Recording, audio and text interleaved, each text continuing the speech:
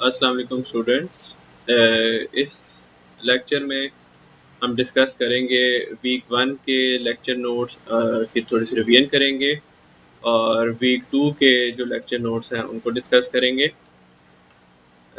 सबसे पहले ये हमारा लेक्चर नंबर 1 था, the role of business research, जिसमें हमने ये डिस्कस किया था कि बिजनेस रिसर्च क्यों हमने करनी है, क्या वजह है कि हमें बिजनेस रिसर्च करनी पड़ती है। तो उसमें ये है कि आप जब एक डिसीजन लेना होता है अपने ऑर्गेनाइजेशंस में, आपको इश्यूज आती हैं। So think like a manager, कि आप एक मैनेजर के तौर पे जब आपको डिसीजन लेना होता है तो उसके लिए आपको बिजनेस रिसर्च जो है वो हेल्प आउट करती है, यानी रिसर्च जो हेल्प आउट करती है। ठीक है, तो it is a process by which we find solutions to a problem. और ये सिर्फ ये कि हम जो हमारे जहन में बात आ जाए या हम अपने एक्सपीरियंस से ये फैसले नहीं करते। ये एक पूरा प्रोसेस होता है जो हम ये रिसर्च मेथडोलॉजी कोर्स में डिस्कस करेंगे।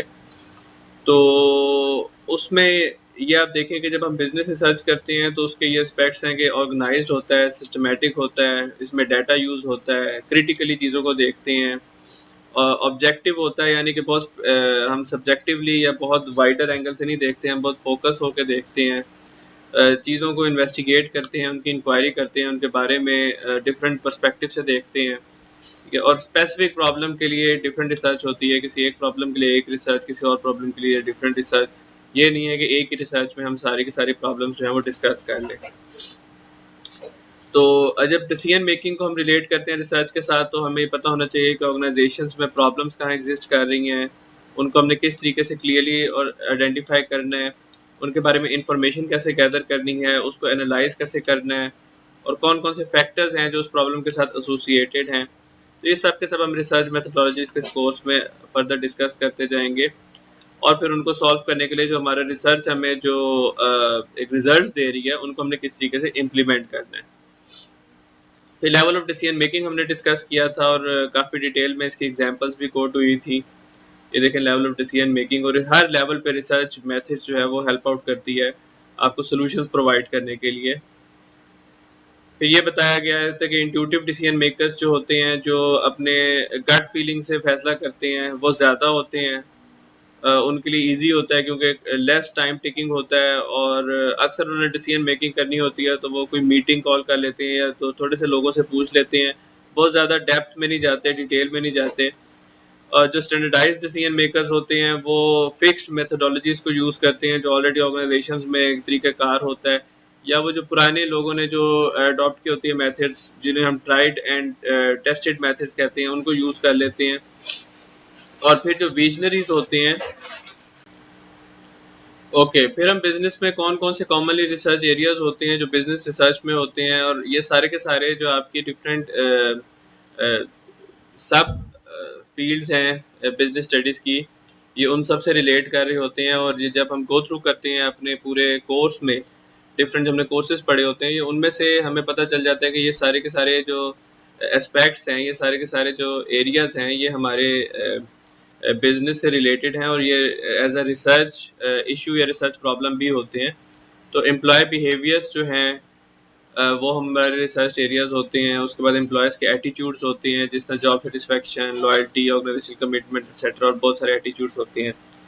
फिर परफॉर्मेंस रिलेटेड भी हमारी रिसर्च हो सकती है, मैनेजरियल लीडरशिप स्टाइल पर रिसर्च हो सकती है, परफॉर्मेंस अप्रेजल सिस्टम, एचआर से रिलेटेड जो कोर्स हैं आपके टॉपिक्स हैं, और इससे employ selection, recruitment, training, retention पे भी रिसर्च होती है, परफॉर्मेंस अप्रेजल सिस्टम्स पे भी होती है। आगे चले तो human resource management choices and organisation strategy पे भी रिसर्च होती है। इसी तरह आप आगे देखते जाएँ तो अगर मार्केटिंग से रिलेटेड आप देखें तो कंज्यूमर डिसीजन मेकिंग पे रिसर्च होती है, कस्टमर रिलेशनशिप मैनेजमेंट पे होती है, कंप्लेंट हैंडलिंग पे होती है। आगे देखें तो market efficiency, banking strategies, financial reporting, cash flow accounting, accounting standards, outsourcing account. तो ये सारी की सारी रिसर्च के टॉपिक्स जो हैं ये हमारे रिसर्च बिजनेस रिसर्च में एग्जिस्ट करते हैं, और इनके ऊपर रिसर्च होती है। और आप अगर नेट पे सर्च करें इंटरनेट पे, तो रिसर्च स्टडीज़ इनसे रिलेटेड एग्जिस्ट करती हैं। फिर एक टाइप ऑफ रिसर्च होती है जिसे हम कहते हैं अप्लाइड रिसर्च। ये ज़्यादातर प्रोफेशनल रिसर्च होती है। इसमें हम फर्दर जब हम लिटरेचर रिव्यू का अपना टॉपिक डिस्कस करेंगे तो उसके अंदर हम ये बात देखेंगे कि ये रिसर्च जो है ज़्यादा ऑर्गेनाइजेशनल ओरिएंटेड होती है, और इसमें हम कंपैरिजन भी करेंगे विद प्योर या एकेडमिक रिसर्च भी जिसको कहते हैं, फंडामेंटल रिसर्च के साथ कंपैरिजन भी करेंगे।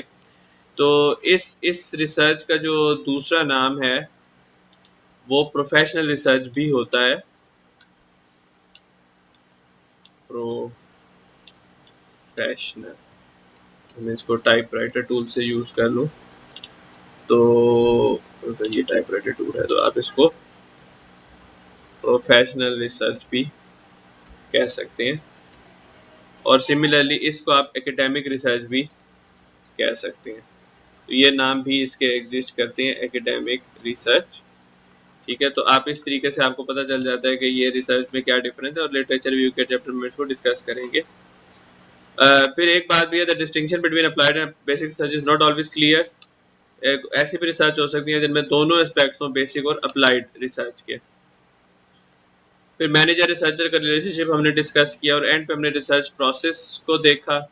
रिसर्च प्रोसेस का जहाँ तक ताल्लुक है, तो उसके लिए ये वाली डायग्राम को हम ज़्यादा इस कोर्स में फॉलो करेंगे, क्योंकि ये हाइपोथेटिक और डिडक्टिव अप्रोच जो अभी हमने फर्दर डिस्कस करनी है नेक्स्ट चैप्टर में, ये उससे रिलेट करती है।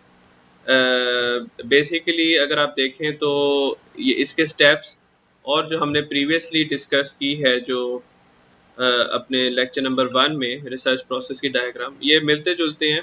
हम स्टार्ट करते हैं एक रिसर्च क्वेश्चन से। इस डायग्राम में भी अगर आप देखें तो हम स्टार्ट करते हैं एक ऑब्जर्वेशन से, ब्रॉड एरिया हम इसमें आइडेंटिफाई करते हैं।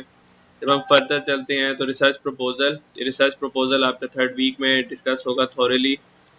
उसके बाद रिसर्च डिज़ाइन की स्ट्रेटजीज। तो आगे अगर हम यहाँ देखें तो हम जब अपने ऑब्जर्वेशन से प्रॉब्लम डिफाइन करते हैं, जो इस वीक का हमारा टॉपिक है प्रॉब्लम डेफिनेशन, तो उसके बाद हम जाते हैं थ्योरेटिकल फ्रेमवर्क पे, उसके बाद हम जाते हैं जनरेशन ऑफ हाइपोथेसिस में, उसके बाद हम जाते हैं साइंटिफिक रिसर्च डिज़ाइन में।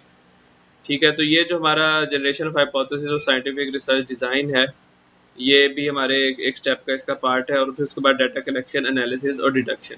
और यहाँ पे दरमियान में एक स्टेप जो थ्योरेटिकल फ्रेमवर्क और प्रॉब्लम स्टेटमेंट के दरमियान में एक बड़ा इंपॉर्टेंट स्टेप आता है, जो वीक 3 में हमारी डिस्कशन, जिसके ऊपर वीक 4 में डिस्कशन होगी काफ़ी एलेबरेटेड, वो होगा लिटरेचर रिव्यू। ठीक है, तो ये स्टेप्स जो हैं ये होते बज़ाहिर इनमें थोड़ा बहुत आगे पीछे चेंजेस होती हैं डिफरेंट बुक से जब हम देखते हैं, लेकिन ये स्टेप्स मोर और लेस सेम होते हैं। और ये पॉसिबल है कि किसी एक स्टेप में 2 स्टेप्स इंक्लूड हो जाएं, लेकिन आमतौर पे हम उनको मिस नहीं करते, उनको हम पार्ट ऑफ प्रोसेस रखते हैं, क्योंकि एक प्रोसेस एक सिस्टमेटिक तरीके से हमने रिसर्च करनी होती है। तो ये हमारा वीक 1 का था कोर्स, जिसको हमने यहाँ पे रिवाइज किया। और वीक 1 में जो पार्ट 2 था लेक्चर हमारा, वो भी हम एक दफ़ा देख लेते हैं, which is difference between the science, non science and pseudo science. इसमें एक्सप्लेन ये किया था कि जो ट्रू हमारी रिसर्च मेथडोलॉजी है, वो ट्रू साइंस की बेसिस पे फॉलो करती है, उसके रूल्स को फॉलो करती है। उसमें हम जो किसी भी चीज़ की एक्सप्लेनेशन देने की कोशिश करते हैं, किसी भी फिनोमेना को एक्सप्लेन करने की कोशिश करते हैं अपनी रिसर्च मेथडोलॉजी के ज़रिए, तो वो एक साइंटिफिक एक्सप्लेनेशन होती है, जो आपकी जो प्रीवियस जो एस्टेब्लिश्ड साइंसेस हैं, जैसे साइकोलॉजी, फिजिक्स, केमिस्ट्री, बायोलॉजी, उनके जो एक्सेप्टेड मेथड्स हैं उनको यूज़ करती है। और इसी तरह फिर एक होती है नॉन साइंस। नॉन साइंस में ये होता है कि उसके जो थोड़े लॉजिकल या फिलॉसफी बेस्ड जो हैं वो एक्सप्लेनेशंस होती हैं चीज़ों की, जिनको हम नॉन साइंटिफिक एक्सप्लेनेशंस कहते हैं।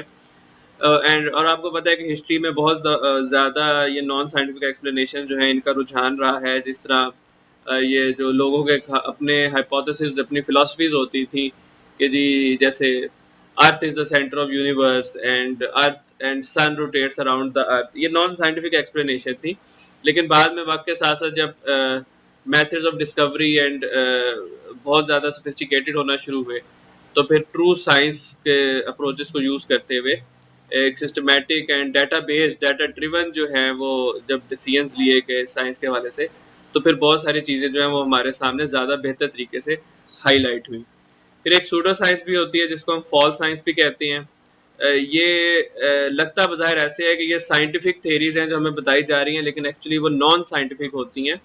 They are just a set of ideas based on theories put forward as scientific when they are not scientific। तो ये मैंने आपको काफ़ी डिटेल में, अगर आप उस लेक्चर को देखें तो ये इसके रिलेट किया about related to corona virus जो आजकल है, ठीक है। तो उसमें भी आप देख सकते हैं कि this is the method which we are adopting in research method is basically scientific.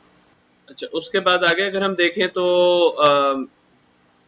True scientific explanation की डेफिनेशन क्या है कि is that a scientific explanation is a tentative explanation based on objective observation and logic that can be empirically tested. जो कोई भी एक बात scientific तरीके से कहेगा, उसको दूसरी जो रिसर्च कम्युनिटी है उसके साथ शेयर करेगा, तो वो रिसर्च कम्युनिटी उसको टेस्ट कर सकती है अपने तरीके से। यह हॉल मार्क ऑफ साइंस में हमने डिस्कस किया, ठीक है। और यहाँ पे कुछ डिफरेंसेस हैं between science and pseudo science, ये आप डिफरेंसेस भी देख सकते हैं, जिसमें हम ये कह सकते हैं कि साइंस में एक्सपेरिमेंट्स होते हैं, सूडो साइंस में वेग स्टडीज होती हैं, रिजल्ट्स जो हैं वो रिप्रोड्यूस नहीं किए जा सकते। इसी तरीके से अगर कोई फेलियर होता है एक्सपेरिमेंट में तो हम उसको स्क्रूटनाइज कर सकते हैं। नॉन साइंटिफिक में अक्सर ये होता है कि कोई फेल्ड स्टडी हो तो उसको भी ऐसे पॉपुलर कर दिया जाता है, ठीक है। तो ये कंपैरिजन है, this comparison is very important to understand कि जी हम ये साइंटिफिक रिसर्च अप्रोच क्यों यूज़ करते हैं अपनी रिसर्च मेथडोलॉजी में। मूविंग फॉरवर्ड, ये हॉलमार्क ऑफ साइंटिफिक रिसर्च है, जिसमें ये 8 हॉलमार्क्स जो साइंटिफिक रिसर्च के हैं इंपॉर्टेंट इसलिए हैं कि ये हमें बताते हैं कि हमारी स्टडी ट्रू साइंस की क्राइटेरियाज के ऊपर पूरी उतरती है या नहीं उतरती। तो इसके अंदर एक परपोसिवनेस है, रिगर है, टेस्टेबिलिटी है, रेप्लिकेबिलिटी है, प्रिसीजन है, ऑब्जेक्टिविटी है, जनरलाइजेबिलिटी है, पार्सिमनी। तो ये लेक्चर नंबर 2 के जब आप वीडियो लेक्चर को डिटेल में सुनेंगे तो उसके अंदर विद एग्जांपल ये चीज़ें एक्सप्लेन की गई हैं कि कोई भी रिसर्च अगर साइंटिफिक रिसर्च है तो उसको ये 8 क्राइटेरिया जो हैं उनको फुलफिल करना होता है, फिर ही वो एक एक्सेप्टेबल साइंटिफिक एक्सप्लेनेशन बनेगी जो हम किसी भी फिनोमिना की अपने रिसर्च के थ्रू प्रेजेंट करेंगे। ओके, अब हम देखते हैं अपने सेकेंड वीक के लेक्चर्स, लेक्चर नंबर 3 और लेक्चर नंबर 4 के नोट्स ये हमें क्या बताएंगे। जब आप इनके वीडियो लेक्चर्स देखेंगे तो डिटेल में इसके साथ एग्जांपल्स होंगी, मैं आपको अभी इसकी हाइलाइट्स यहाँ पे बता देता हूँ। सबसे पहले ये साइंटिफिक रिसर्च मेथड का ही हमारा जो टॉपिक है कंटिन्यू हो रहा है, जिसमें से आ जाता है language of research.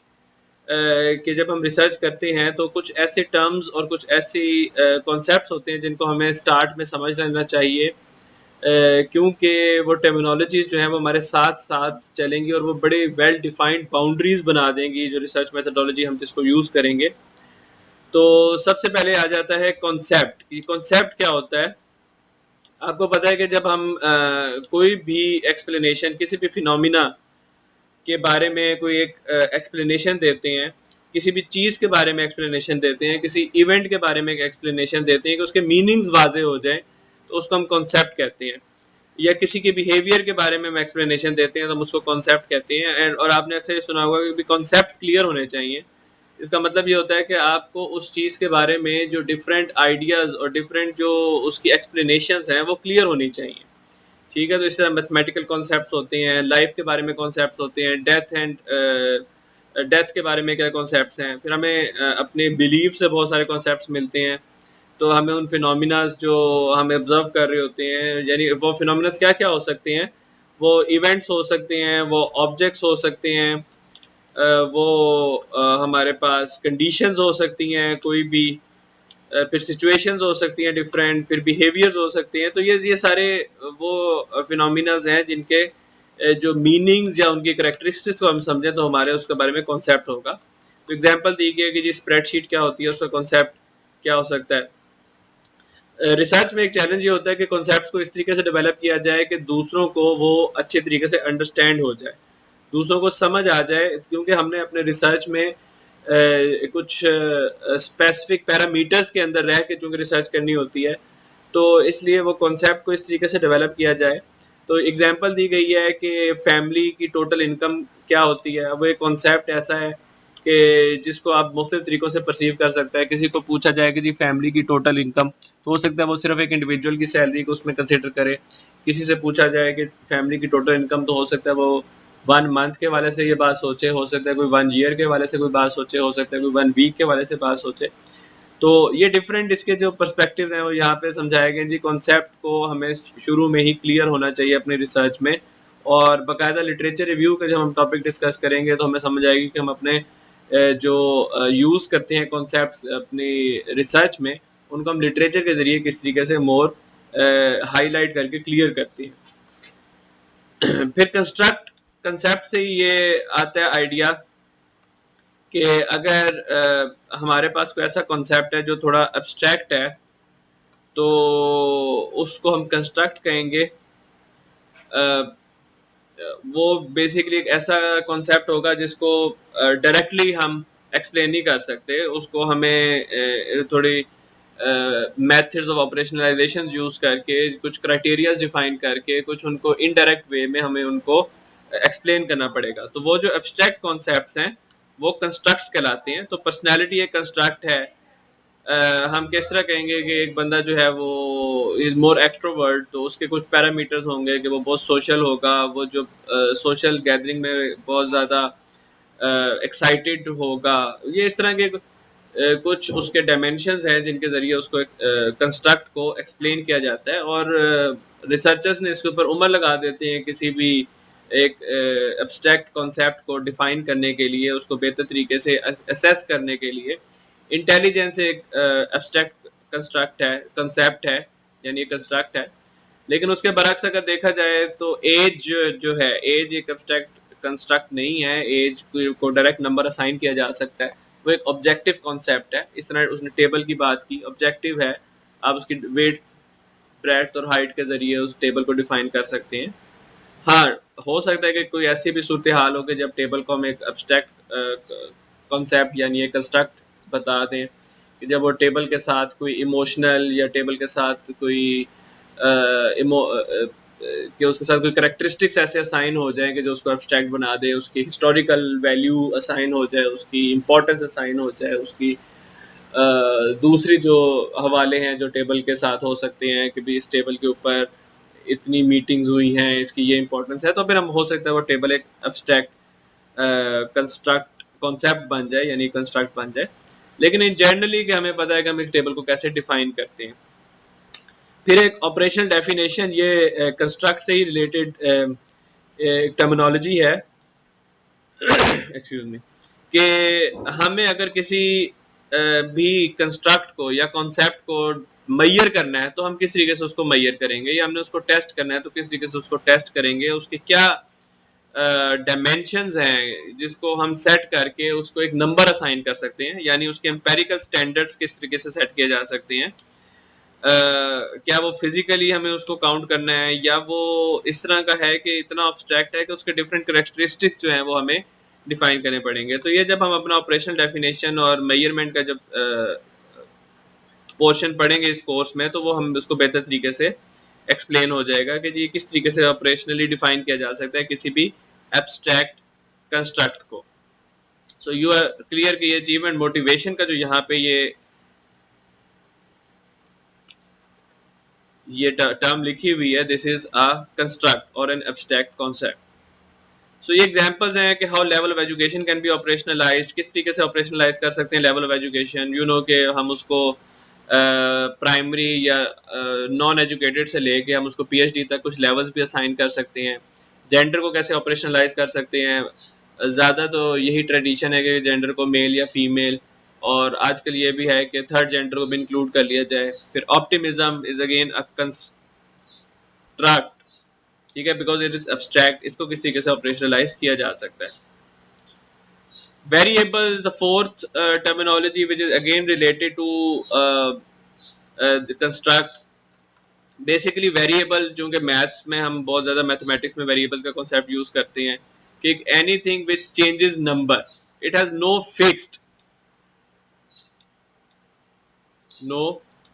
Fixed value. तो अगर वैल्यू फिक्स्ड हो जाए तो इसका मतलब है कि इट इज अ कांस्टेंट, ठीक है, नो फिक्स्ड वैल्यू।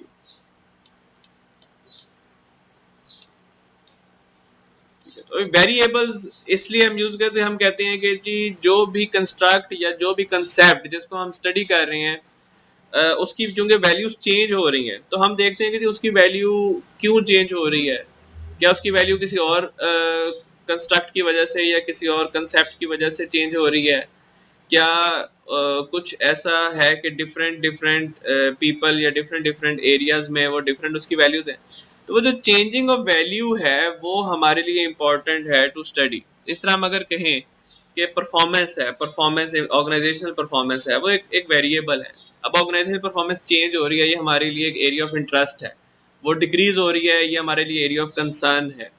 तो हम उसको स्टडी करेंगे, इसलिए वेरिएबल्स की इंपॉर्टेंस जो है वो रिसर्च मेथोडोलॉजी में बहुत ज़्यादा है। कई वेरिएबल्स होते हैं जो कॉन्टिन्यूस वेरिएबल्स होते हैं, यानी कि जिसमें एक फिक्स नंबर जो है वो होता है, जिस तरह इनकम, टेम्परेचर, एज, ये नंबर्स जो हैं ये तसलसल के साथ बढ़ रहे होते हैं। फिर कई होते हैं जो कैटेगोरिकल या डिस्क्रीट वेरिएबल्स होते हैं, जिस तरह आइदर एम्प्लॉयड और unemployed, male female, level of education. तो ये डिस्क्रीट नंबर्स हैं जिनको हम एक वेरिएबल्स को जिस तरीके से एक्सप्लेन कर सकते हैं। और फर्दर हम अपने थ्योरेटिकल फ्रेमवर्क एंड हाइपोथेसिस वाले चैप्टर में different categories of variables further जो है पढ़ेंगे, जो रिसर्च खास तौर पे हाइपोथेटिकल डिडक्टिव रिसर्च में बहुत ज़्यादा इंपॉर्टेंट है। तो इंडिपेंडेंट वेरिएबल्स भी होते हैं, डिपेंडेंट वेरिएबल्स भी होते हैं, मॉडरेटर और मीडिएटर्स भी होते हैं, which we will discuss later in detail. Then we have an important terminology in research which is theory। ये थ्योरी का कॉन्सेप्ट जो है ये साइंस में बहुत ज़्यादा इसको हम पहले भी देखते हैं कि जी थ्योरी क्या चीज़ होती है। बेसिकली जब हम कहते हैं कि जी हम किसी भी फिनोमिना को एक्सप्लेन करना है या किसी भी वेरिएबल्स के आपस में रिलेशनशिप्स को एक्सप्लेन करना है, तो हम उसको थ्योरी के ज़रिए एक्सप्लेन करते हैं। उसकी वजह ये होती है कि हम उसको अक्सर डायरेक्टली एक्सप्लेन नहीं कर सकते। बज़ाहिर जो हमें चीज़ नज़र आ रही होती है वो हमें ये नहीं बता रही होती कि ये प्रोसेस हो क्यों रहा है, तो फिर हमें उसके लिए कोई थ्योरी चाहिए। यानी कि हम अगर हम कहें कि जो एम्प्लॉयज़ की मोटिवेशन है उसका ताल्लुक उनकी परफॉर्मेंस से है, तो हम ये देख के नहीं बता सकते कि ये परफॉर्मेंस जो है ये मोटिवेशन की वजह से डायरेक्टली क्यों अफेक्ट हो रही है। उसके लिए हमें चाहिए होती है कोई ना कोई। तो ये जो थ्योरी होती है ये रिसर्च में ऑलरेडी पहले बहुत सारी थ्योरीज अवेलेबल होती हैं, और रिसर्चर्स जो है उन थ्योरीज को यूज़ करके जो खुद से वो रिलेशनशिप्स या खुद से वो कोई प्रपोज्ड फिनोमिना के की एक्सप्लेनेशन बताते हैं, वो उस थ्योरीज को यूज़ करते हैं। और हम ये बता सकते हैं कि जी जैसे ये मैंने एग्जांपल कोट किया कंजर्वेशन ऑफ रिसोर्स थ्योरी की लेक्चर में, इसको काफ़ी डिटेल में एक्सप्लेन किया है कि हम जब स्ट्रेस के बारे में कि जी लोग क्यों स्ट्रेस में आ जाते हैं या स्ट्रेस का जो इफेक्ट है वो लोगों के बिहेवियर पे कैसे, तो एक कंजर्वेशन ऑफ रिसोर्स थ्योरी उसमें हम यूज़ कर सकते हैं। उसके बाद थ्योरी से ही मिलता जुलता कॉन्सेप्ट है मॉडल का। मॉडल आमतौर पे जब होता है हमारे पास कोई उसकी फिगर ड्रॉ हुई होती है या कोई उसकी रिप्रेजेंटेशन होती है एक सिस्टमेटिक तरीके से, तो फिर हम वो उसको मॉडल कह देते हैं। उस मॉडल की मैंने एग्जांपल भी आपको दी है, जॉब डिमांड रिसोर्स मॉडल की एग्जांपल। तो आप ये देख लें कि जॉब डिमांड रिसोर्स मॉडल जो यहाँ पे है हमारे पास, उसमें ये कुछ वेरिएबल्स हैं और ये वेरिएबल्स के जो रिलेशनशिप हैं ये एक्सप्लेन किए गए हैं। ये भी पॉसिबल है कि यहाँ पे थोड़ा सा आपको बताता चलूँ कि किसी भी मॉडल की बेस में कोई थ्योरी भी हो सकती है। यानी कि ये जॉब डिमांड रिसोर्स मॉडल है, ये कंजर्वेशन ऑफ रिसोर्स थ्योरी जो है COR जिसे हम उर्फ आम में कहते हैं, इसको बहुत ज़्यादा यूज़ करता है अपनी ये जो रिलेशनशिप इसने बनाई हुई है वेरिएबल्स के दरमियान में, ये रिलेशनशिप्स हैं, इनको एक्सप्लेन करने के लिए ये कंजर्वेशन ऑफ रिसोर्स थ्योरी को यूज़ करता है। लेकिन ये एक जनरल रिप्रेजेंटेशन बना देता है किसी भी जॉब के सिनेरियो को, कि जिसमें कि हम कहते हैं कि ऑर्गेनाइजेशंस में एक एस्पेक्ट होते हैं वर्किंग का, वो जॉब डिमांड्स हो जाती हैं, और कुछ एस्पेक्ट्स होती हैं वर्किंग के आपकी जॉब से रिलेटेड, वो जॉब रिसोर्सेज हो जाती हैं। जॉब रिसोर्सेज जो है वो मोटिवेशन को इन्हांस करती हैं और जॉब डिमांड जो है वो स्ट्रेन या स्ट्रेस को इन्हांस करते हैं, और फिर इन टर्न ये दोनों मिलके ऑर्गेनाइजेशनल आउटकम्स को अफेक्ट करते हैं, नेगेटिवली अगर स्ट्रेन और पॉजिटिवली अगर मोटिवेशन ये अफेक्ट कर रहे हैं, और ये आपस में एक दूसरे को मॉडरेट भी कर सकते हैं ये रिलेशनशिप। तो ये जब आगे जाके मैं आपको एक्सप्लेन करूंगा थ्योरेटिकल फ्रेमवर्क के चैप्टर में कि इसको इस थ्योरी को यूज करके मॉडल क्रिएट किया गया और उस मॉडल को यूज करके हम अपना फ्रेमवर्क जो है वो क्रिएट कर सकते हैं।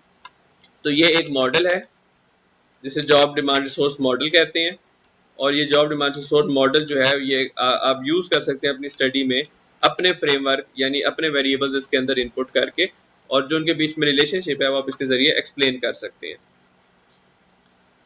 ओके, फिर डिडक्शन और इंडक्शन का कॉन्सेप्ट समझाया गया। डिडक्शन और इंडक्शन में ये कि रिसर्च से रिलेटेड बहुत इंपॉर्टेंट है डिडक्शन, कि जब आप एक जर्नल थ्योरी को किसी स्पेसिफिक केस में अप्लाई करते हैं। तो जर्नल थ्योरी हमने कहा था जी, COR is a general theory, या job demand resource model is a general model which is obtained from theory.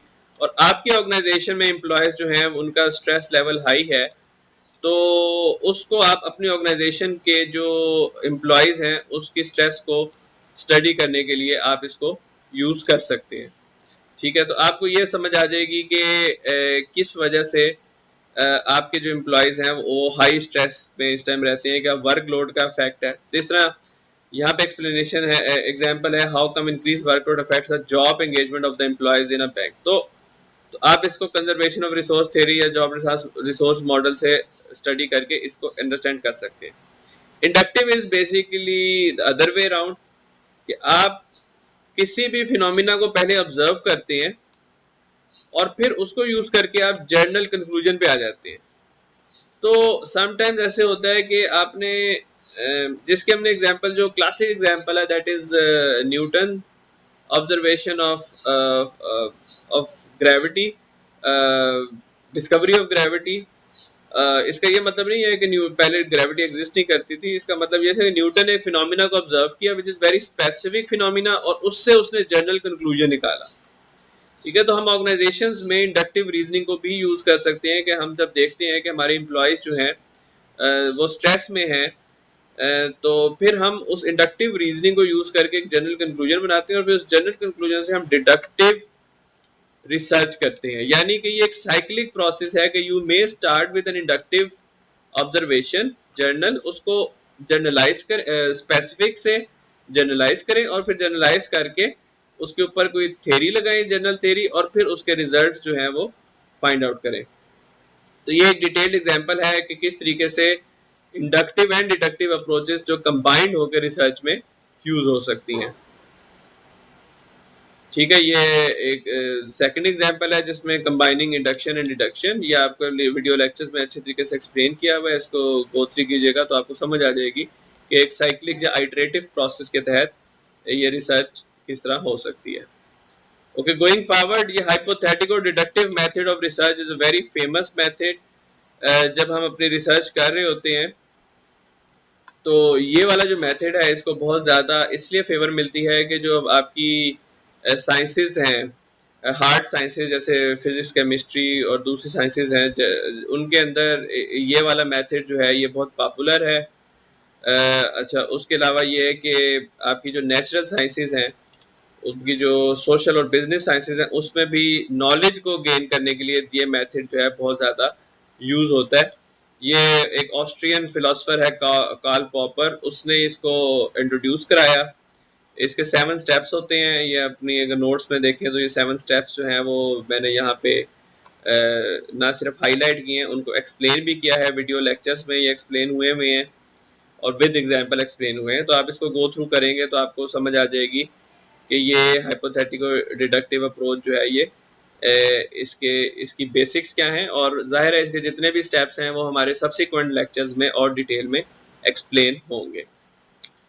साथ साथ लेक्चर नंबर 4 जो हमारा वीक 2 का जो लेक्चर नंबर 2 है, which is the starting point of research, research problem, ये उसके बारे में बताएगा। इसमें चूंकि हमने फर्स्ट लेक्चर से अगर आप रिकॉल करें तो हमने ये कहा था कि प्रॉब्लम होती है तो रिसर्च हम करते हैं क्योंकि हमने डिसीजन लेना होता है।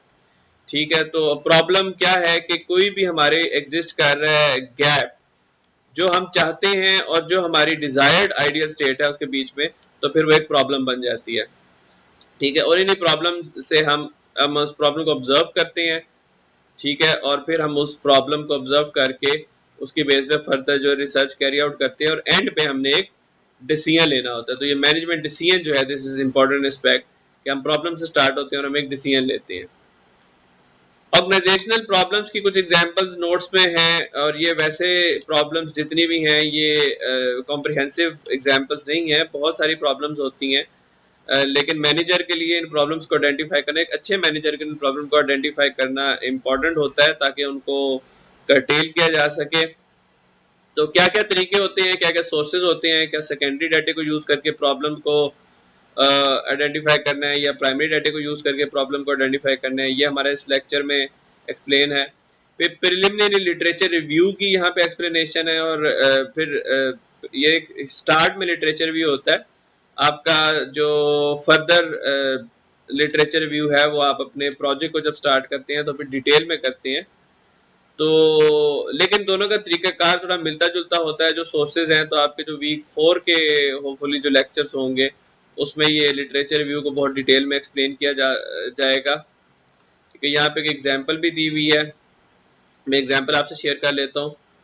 Inspection of literature on the antecedent of customer anger. Customer anger आपका टॉपिक है, उसके ऊपर आपने एक लिटरेचर को पढ़ा।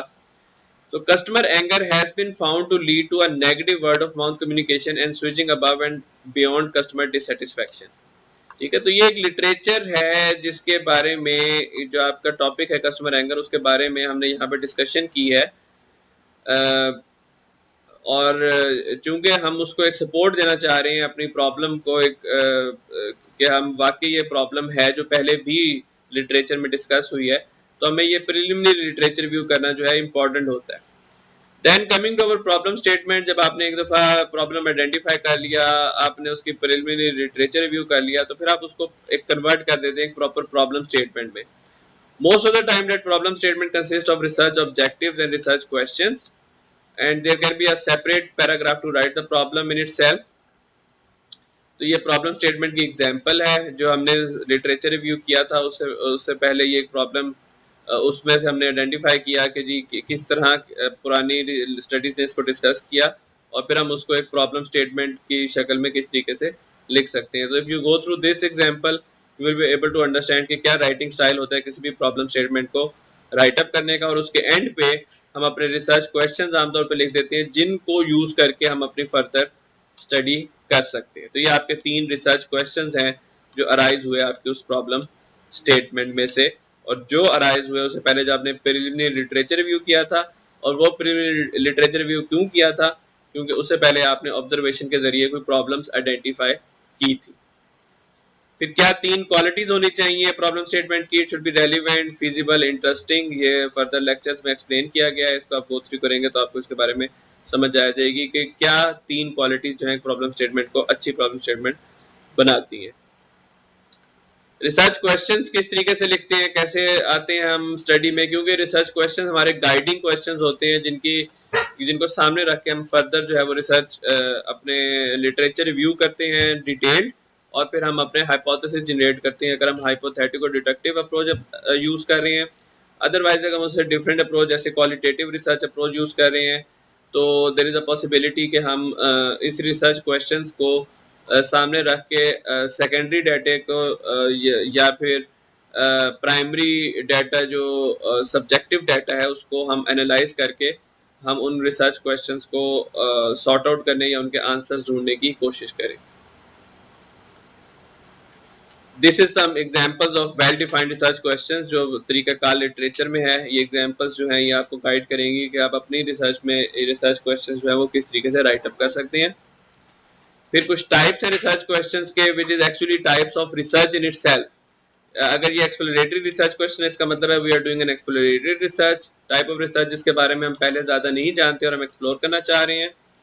डिस्क्रिप्टिव रिसर्च क्वेश्चन का मतलब है डिस्क्रिप्टिव टाइप ऑफ रिसर्च, जिसके फर्दर 2 टाइप्स होते हैं। एक तो just to describe some topic of interest और सम कॉन्सेप्ट, उसको डिफाइन करना कि जी जो हमारी कंट्री में कोरोना कितनी तेजी से स्प्रेड हुआ, this is a descriptive research.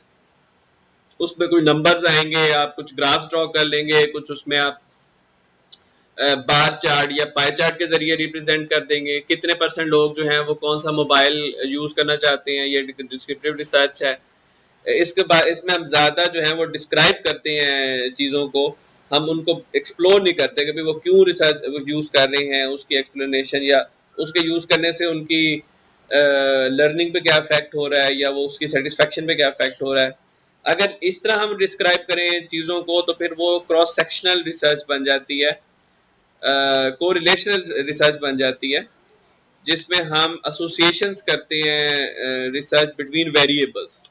ठीक है, सो Relationship between job involvement and job satisfaction is kind of a correlation study, जिसमें हम डिस्क्राइब करेंगे कि इनका रिलेशनशिप उसको फर्दर एक्सप्लोर करने के लिए कि रिलेशनशिप क्यों एग्जिस्ट करता है। उसके बाद कॉजल रिसर्च होते हैं जिसमें बेसिकली देखा जाता है कि effect of a variable on other variable. Effect means कि if this variable changes this variable changes, if this variable increases then this variable increases, if it is decreased then this is decreased, so we assume that variable x causes change in variable y। ये हमारी causality है। इसके चार conditions हैं। एक तो independent और dependent variable में आपस में कोरिलेशन होनी चाहिए, फिर इंडिपेंडेंट वेरिएबल जो है वो पहले आना चाहिए रियल लाइफ में डिपेंडेंट वेरिएबल से कि रिवॉर्ड सिस्टम इंक्रीज होगा तो उसके कुछ अरसे बाद प्रोडक्टिविटी इंक्रीज हो जाएगी। कोई और फैक्टर नहीं होना चाहिए जो चेंज करे डिपेंडेंट वेरिएबल को, विच इज डिफिकल्ट अगर हम सोशल साइंस के रिसर्च कर रहे हैं। और एक लॉजिकल एक्सप्लेनेशन होनी चाहिए जो आपस में इनकी जो इंटरडिपेंडेंट है उसको एक्सप्लेन करे। चूंकि इसमें टाइम सीक्वेंस की कंडीशन आ जाती है और कंट्रोल की कंडीशन आ जाती है तो एक्सपेरिमेंटल डिजाइन जो है उसमें ज्यादा सूटेबल है। लेकिन टू सम हाउ आप अगर देखें कि आपको जो लॉन्गिट्यूडनल रिसर्च है जिसमें आप over the time period research करते हैं तो वो भी इसमें हेल्पफुल होती है ये पता लगाने के लिए कि क्या कॉजेलिटी एग्जिस्ट कर रही है कि नहीं। तो लॉन्गिट्यूडनल रिसर्च डिजाइन भी कॉजेलिटी को टू सम एक्सटेंट एक्सप्लेन कर सकते हैं। So this was about our lecture number 4 second week। ये आप इसको go through करें, वीडियो लेक्चर्स को डिटेल में सुने। if you have some issues तो आप उनको अपनी गूगल क्लासरूम के कमेंट्स में पोस्ट कर दीजिएगा। and from third week we will start about how to create a research proposal। थोड़ा सा टॉपिक जो है वो कॉम्प्लेक्स होना शुरू हो जाएंगे। तो आप अगर बेहतर है कि अपनी जो बेसिक हैं उसको अच्छे तरीके से गो थ्रू कर लें and then you will be able to handle the next topics which are going to be bit advanced। So thank you।